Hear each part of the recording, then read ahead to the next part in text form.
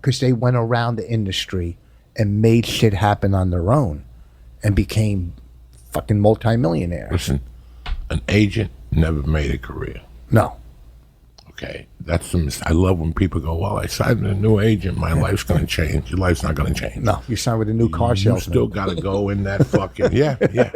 You still got to go in those breakdowns and find your roles if you want to be an actor. And you know what? You got to fax your avails. Remember when you used to fax your avails or email your avails? Do you remember sending press kits? Oh, my God. Press kits with the fucking fake article. The Washington Reporter. Joe Diaz is a natural. There's no Washington Reporter. One of my things on my resume here was I opened for Richard Belzer. Then I put in parentheses, big deal. But then you send out a resume, yeah. Resume? And I used to send out blank tapes to mess with them. Because you know they weren't watching. No. You go, how many times you get paid and you see 2,000 tapes with 6 inches of dust on them? Yeah, oh, yes. And the poor bastard is somewhere in Minneapolis going, man, I'm telling you, he's going to call any day. He's going to watch my tape. They don't watch the tape. They don't watch those tapes. They taped over them. They made put movies on them. It's hysterical how I remember I was trying. Remember Kevin Kearney? Yes. Remember he used to book the catcher. Where is he?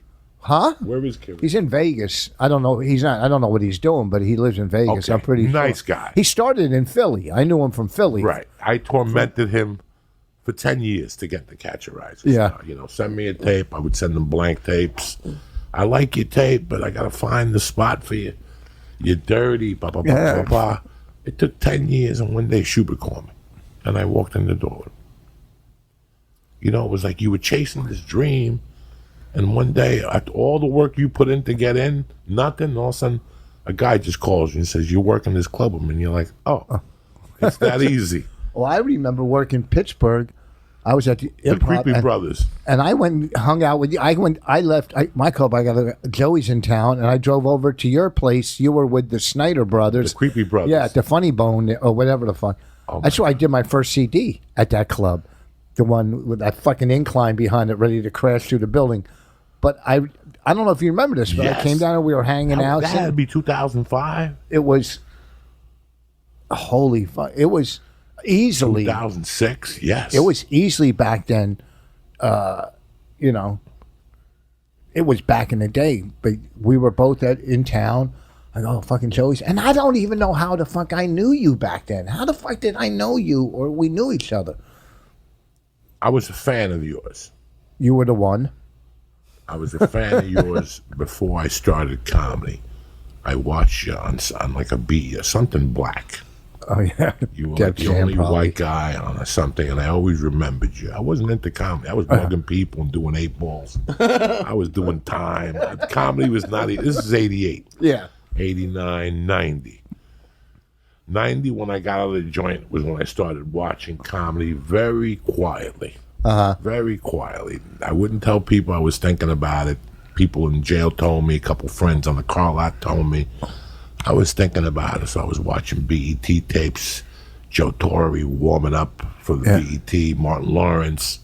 I studied Rodney Dangerfield. The young comedians with Hicks, Dice. That episode is just an encyclopedia. I was at that taping. I went and watched that taping. No, you weren't. At Dangerfield's. With Dice and all those things? It was the Dice one, I think. It was either the Dice... Yeah, because it was Schimmel. Hicks. Schimmel. Hicks was on... I think maybe even Carol Leifer. Maybe. Carol Leifer, yes. Carol Leifer, the black dude that made the movie with his credit cards. Oh, Robert Townsend. Yeah, I was at one of the tapings. It was either that one or the one with Were you already doing comedy then? Yeah, I just went to watch. Wow. Standing, in Dangerfield's, and I stood in the hallway, and I'm pretty, because I knew Hicks. I wasn't like, I knew Hicks from working with him. Not like we didn't call each other, but when we saw each other, he liked me, and I, So, but you're saying, so you studied that. That was some serious fucking comedy back then. Those young comedians. Still to this day, when I go on a bombing streak. Yeah. When you go on a little to get back to basics, I will watch that tape because that's the fundamental tape. Kennison at the end, Roseanne Barr, Robert Schimmel. It has so many different styles that in one tape. For me, it was always the blueprint of comedy. Lenny Clark opened up the one. and the other one was opened up by the guy that wore the leather jacket that used to rap on stage. A little bit of white dude. Come on now. Oh, He's who the Men's fuck? Amor. Oh, Barry Sobel. Barry Sobel. Yes, Barry Sobel is Sobel. Men's Amor. You know, Barry. Barry Sobel. He shows up with a young kid that looks like Peter Davidson and all his shows, right? He always shows up with a young kid Yeah. that looks like Pete Davidson. Oh, that's hilarious. But don't say a That's word. hilarious. He wouldn't say a word. Just Yeah, shut your because mouth. the kid's crying inside. The kid's 18. He would show up at the Comedy Store every week with the same little broken kid, like 18. That's so funny. That's so fucking funny. That's so funny. Oh, that's hilarious. My God. But So- that was the blueprint for me. And then my brother bumped into you.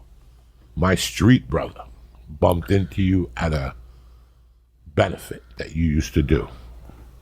And you had a brief conversation with him. And after that, we just became friends. I think I did Opie and Anthony, and you were there when they had the Puerto Rican bodyguard. Yeah, I thought he was What's a his karate guy. Mr. Poe or something? Mr. Poe. Yeah, Is he still around? No, he's not with. Well, Right, no no, one's no. around, but Nobody's yeah, around yet. Poe. This dude was a fucking karate motherfucker. Right, He was bad. He was a big time, but he's a little crazy. Yeah. He kept calling me like, "I want to be your bodyguard." I don't need a bodyguard. I need a career. I don't need a bodyguard. I need a fucking I'm going to be career. the only middle with a bodyguard. Yeah, I'm a middle with a bodyguard. he's a middle with a posse. Oh my God, what is this guy talking about?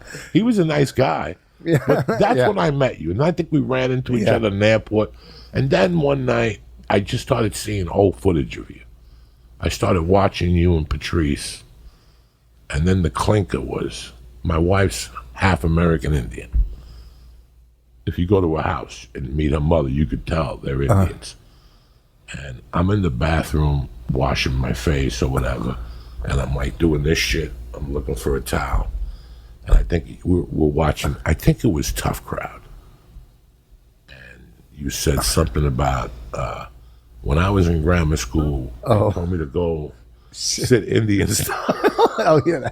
So I would get a bottle of gin and go lay in the sewer. Bottle of whiskey and landing curve. Now, my wife's American Indian. I don't want to laugh. We both looked at each other with that look, and we busted out. And she goes, "That is the best joke I've ever heard in my life. What's his name?" And ever since that, she's been your biggest fan. Oh, that's funny. And she That's said, so if I didn't have to take her to karate, I'd go over and give him a hug. Because finally somebody made an American Indian joke. We both just went, like, I was like, oh, shit. That joke was funny. And then Thank you. Rogan told me a joke you said one night in Caroline's that we can't really repeat here. Oh, One of the funniest things. that was that thing. We're going in like fucking Marines. You understand me? Welcome to church, motherfucker.